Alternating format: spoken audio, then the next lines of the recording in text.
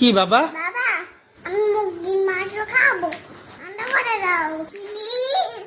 তুমি মুরগির মাংস খাবা? হ্যাঁ, রান্না করে দাও।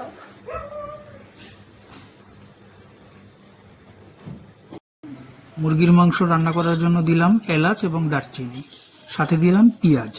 এবার সবগুলো একটু ভালো করে ভেজে নেব। এবার দেব রসুন কুচি। এবার রসুনটাও ভালো করে ভেজে নেব। ভাজা হয়ে গেছে, এবার দিব আদা বাটা। এবার আদাটাও ভালো করে ভেজে নেব, যাতে করে আদার কাঁচা গন্ধটা না থাকে। এবার মশলাটা যাতে পুড়ে না যায়, এর জন্য দিব সামান্য একটু জল। জল দিয়ে একটু ভালো করে ভেজে নিলাম। এখন এর ভিতরে দেব জিরা বাটা। এবার জিরাটাও আমি ভালোভাবে মশলার সাথে মাখিয়ে নেব। এখন দিয়ে দিলাম মুরগির মাংসের টুকরোগুলো। এবার মাংসের সাথে মশলাগুলো খুব ভালোভাবে মাখিয়ে নেব।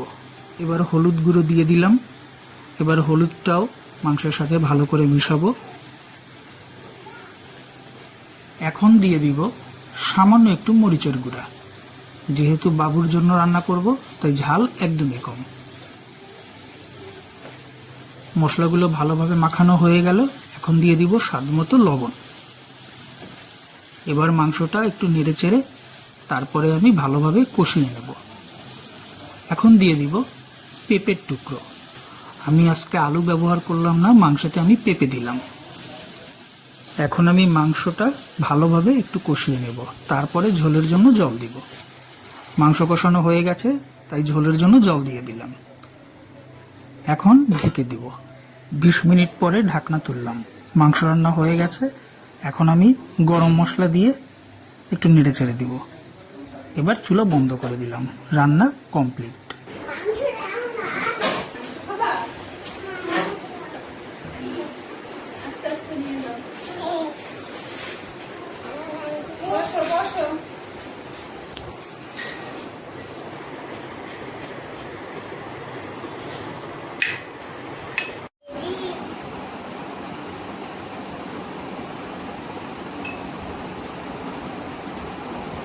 কেমন হয়েছে মাংস?